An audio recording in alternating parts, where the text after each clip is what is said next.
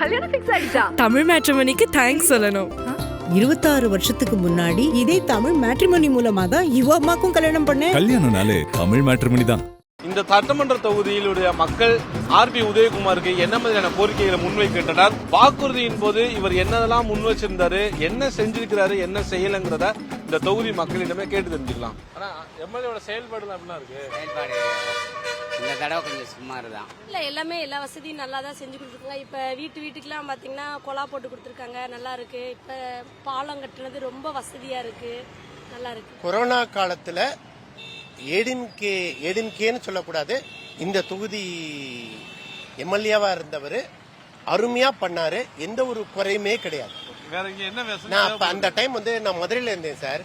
எங்க மாமியாரோட வீடு தான் இங்க இருக்கு. சரியா, உண்மையா நான் பார்ப்பேன் நம்ம இங்க இருந்திருக்கலாமேன்னு. அந்த லெவலுக்கு உண்மையா சொல்றேன். அதாவது குழந்தைகளை பாத்துக்கிற மாதிரி பாத்துக்கிட்டேன். நன்றி. அதாவது சிட்டிங் எம்எல்ஏ ஆல்ரெடி கிராமத்துல ஃபுல்லா நல்லா இறங்கி வேலை பார்த்துட்டு இருக்காங்க. அவருக்கு சப்போர்ட் நல்லா இருக்கு. வெளியூர் பஸ் ஸ்டாண்ட் நீண்ட நாள் கோரிக்கை, அது இது பண்ண மாற்றி யாருமே பண்ணலை. அதனால் நாங்கள் புதுசாக வரவங்களுக்கு தான் வாய்ப்பு கொடுப்போம். டோல்கேட்டு பிரச்சனை தானே, அது 12 வருஷமாக ஓடிக்கிட்டு இருக்கு. அவங்க ஆட்சி இருக்கும்போது இருந்துச்சு, இந்த ஆட்சி இருக்கும்போது டோல்கேட்டு பிரச்சனை. அதுக்கு ஒரு முற்றுப்புள்ளி வச்சா நல்லா இருக்கும். இந்த வர்றாட்சி வந்தாலும் நல்லா இருக்கும்.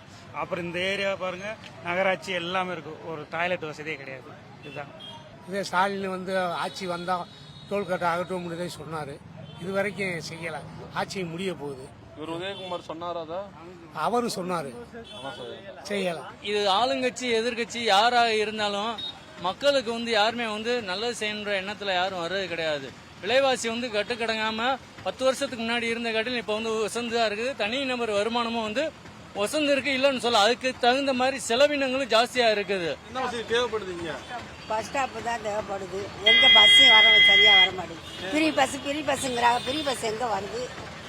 சந்திக்க முடியுதா? ஆமா, சந்திக்க முடியாது. 1000 ரூபாய் காசுவே எங்களுக்கு ஒழுங்கா கொடுக்க மாட்டேங்குது. அதுவே இப்ப என்ன, உங்க அம்மா பேர் இருக்கு, அப்பா பேர் இருக்குன்றாங்க.